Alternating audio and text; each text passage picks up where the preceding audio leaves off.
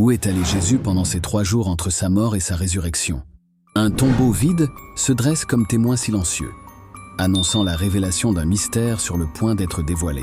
Les dernières heures de Jésus se déroulaient dans un décor marqué par le poids du destin. Le Golgotha, devenu le fond de la crucifixion, résonnait de douleur face à la tragédie rédemptrice. L'air était chargé de tension à cause de la foule enflammée, et le soleil du matin juif, bien présent, semblait diminuer face au sacrifice imminent.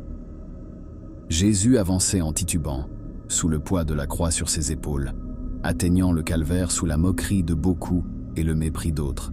Dans les heures crépusculaires du Golgotha, se déployait la scène qui bouleverserait l'âme et la terre. La croix, dressée comme un symbole de souffrance et de rédemption, soutenait le poids du Fils de Dieu, tandis qu'à sa droite et à sa gauche, 2 criminels partageaient avec lui la même agonie. Les 3 corps, marqués par la souffrance, se dressaient. La foule, dans un murmure sombre, observait la scène, tandis que les soldats irrités appliquaient avec rigueur la punition et la condamnation. L'un des délinquants crucifiés décida de rejoindre le chœur de moquerie contre le Fils de l'homme. L'autre voleur, fixant du regard le Fils de Dieu, plongé dans son propre tourment et révélant dans ses yeux l'agonie physique et spirituelle, sentit que quelque chose se remuait en lui à ce moment de désespoir. La conscience de son péché était devenue un poids et dans un acte d'humilité, il tourna son regard vers l'autre criminel.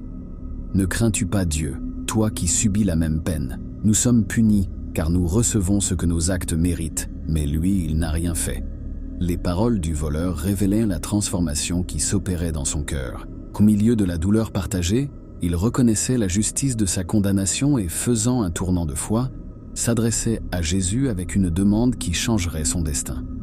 « Souviens-toi de moi lorsque tu viendras dans ton royaume. » Sur la croix, au milieu de sa propre souffrance, Jésus se tourna vers lui avec des yeux emplis de compassion. Sa réponse transcendait la torture physique pour plonger dans l'essence de la grâce divine. « Qu'aujourd'hui tu seras avec moi dans le paradis. » L'annonce de Jésus résonnait avec force sur la douleur étouffante. Au milieu de la mort et de la souffrance, la grâce rédemptrice surgissait, ouvrant les portes du paradis aux voleurs repentants. La promesse de la vie éternelle, exprimée avec une assurance inébranlable, transformait le désespoir de cet homme en espoir. Au cœur de ce drame rédempteur, les paroles de Jésus au voleur révélaient le premier indice sur le destin qui l'attendait après la mort. Sa déclaration allait au-delà de l'agonie, plongeant dans le mystère de ce qui était à venir. Le voleur éprouvait la grâce rédemptrice. Jésus ne lui offrait pas seulement du réconfort avec la promesse du paradis, mais il révélait que son propre destin était intimement lié à celui de l'homme repentant. « Là où je vais, toi aussi tu iras. » Dans la Bible, le paradis est associé à l'Éden, le lieu de communion parfaite entre Dieu et l'humanité avant la chute. C'était le foyer de la présence divine, un royaume où le péché et la souffrance n'avaient pas leur place. Aller au paradis signifiait la restauration, la réconciliation et le retour à la communion intime avec le Créateur. Jésus, le Messie attendu, se présentait comme le pont entre l'humanité déchue et la restauration divine. Sa mort sur la croix et la promesse d'emmener le voleur au paradis indiquaient l'œuvre rédemptrice qui transcende le temps et l'espace. En mentionnant le paradis comme destination prochaine, Jésus indiquait que dans les 3 jours à venir, lui, en tant que précurseur de la résurrection, plongerait dans les profondeurs divines, préparant le chemin pour la réconciliation de l'humanité avec Dieu. Le paradis, plus qu'un lieu physique, est un état de communion avec Dieu que Jésus s'apprêtait à compléter. Dans son voyage entre la mort et la résurrection, l'œuvre de Jésus anticipait la restauration de l'humanité à la proximité divine. Alors que les ombres de la croix cédaient devant la promesse du paradis, les 3 jours entre la mort et la résurrection devenaient un temps d'anticipation, où le Sauveur, comme guide céleste, dirigeait ses pas vers la victoire sur le péché et la mort. À Golgotha, la scène se déployait avec un symbolisme divin profond.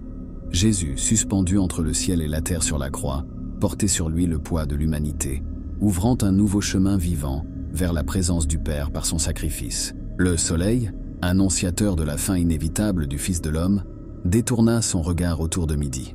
Il cessa de briller, et une obscurité couvrit la terre jusqu'à environ 3 heures de l'après-midi.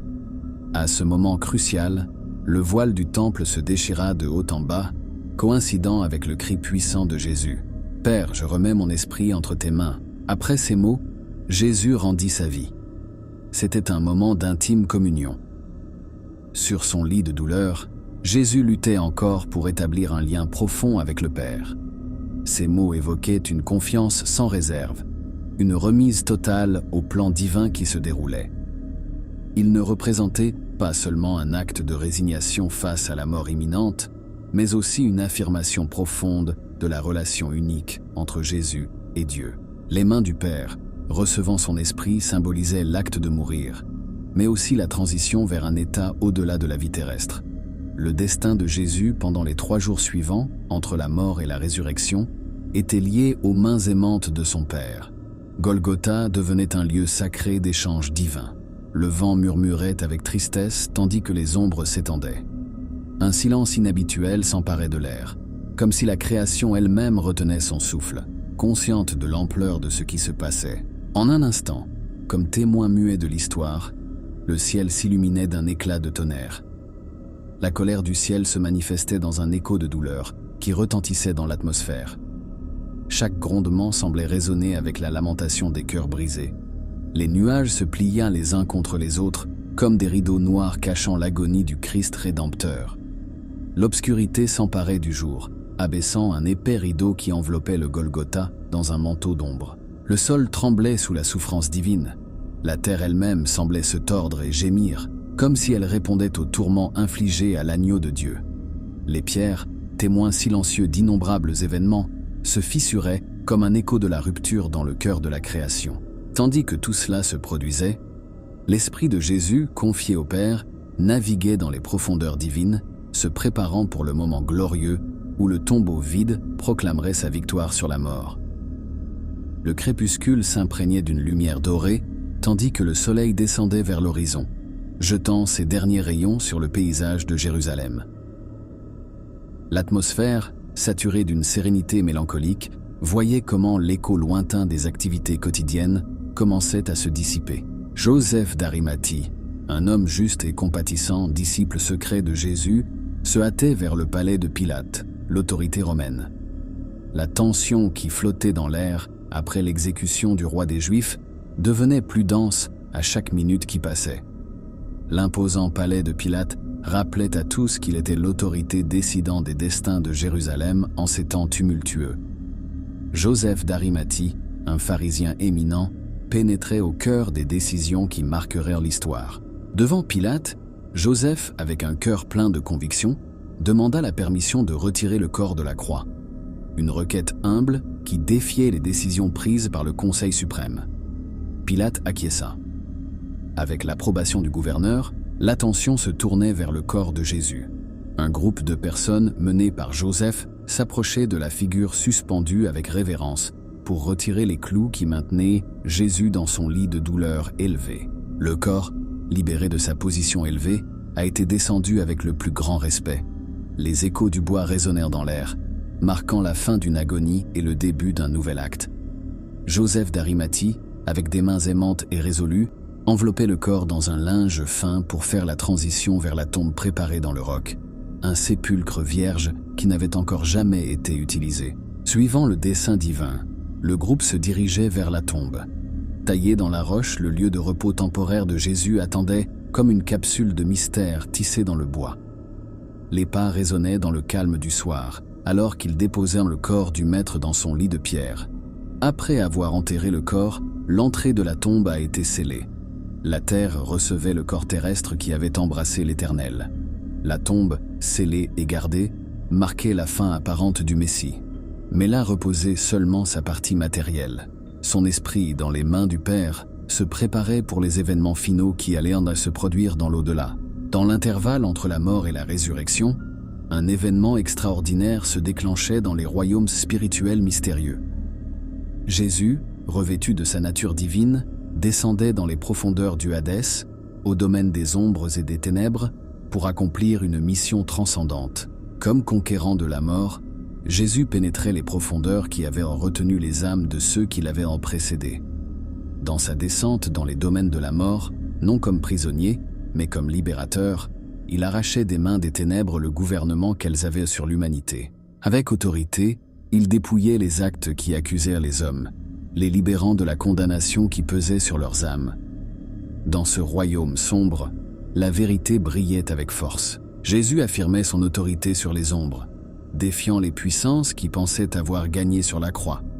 Chaque pas résonnait comme un écho de triomphe, une mélodie rédemptrice qui retentissait dans les couloirs du Hadès. Les chaînes qui emprisonnèrent les âmes étaient débrisées, et la bonne nouvelle du triomphe sur la mort résonnait dans les domaines les plus profonds. La lumière de l'espoir éclairait les ténèbres. La victoire de Jésus était entendue dans chaque coin du royaume des ombres. Un nouveau chapitre dans l'histoire de la rédemption était tissé avec les fils invisibles de l'Éternel, accomplissant les prophéties et révélant l'ampleur de l'immense amour rédempteur. La descente dans les profondeurs du Hadès se dressait comme un acte de grâce et de puissance, anticipant la glorieuse résurrection à venir. Au troisième jour, alors que les ombres s'accrochaient encore à la scène de la crucifixion et que la tombe scellée gardait son secret, quelque chose de transcendant se produisait. La terre elle-même tremblait comme témoin de la bataille dans les lieux spirituels, et un éclat céleste commençait à briser le silence du matin. En un instant qui défiait les lois naturelles, le sépulcre de Pierre cédait devant le pouvoir divin.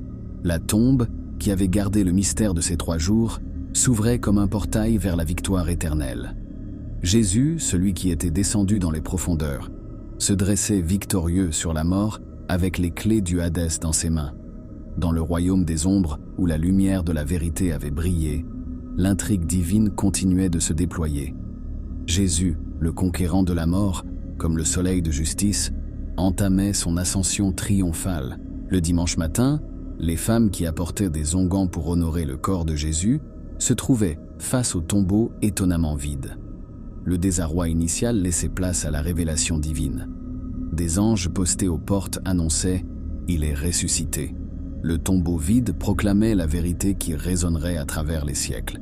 Jésus avait vaincu la mort et ressuscité avec puissance et gloire. La nouvelle se répandait. Les disciples coururent vers le lieu sacré. La réalité de la résurrection se manifestait dans les détails du sépulcre, les linges abandonnés, la tombe déserte et la présence angélique qui proclamait la victoire du ressuscité. Dans cette aube rédemptrice, le mystère des 3 jours entre la croix et la résurrection se révélait dans toute sa plénitude. Jésus, celui qui était descendu dans les profondeurs de la mort, avait émergé comme le triomphateur, proclamant la liberté, la vie éternelle et l'espoir pour tous ceux qui croient en lui. Jésus avait vaincu par la mort celui qui détenait l'empire de la terreur. Il était descendu dans les profondeurs pour proclamer sa domination, faisant briller l'espoir dans les lieux les plus sombres et résonner avec force la liberté dans les mêmes couloirs de l'enfer.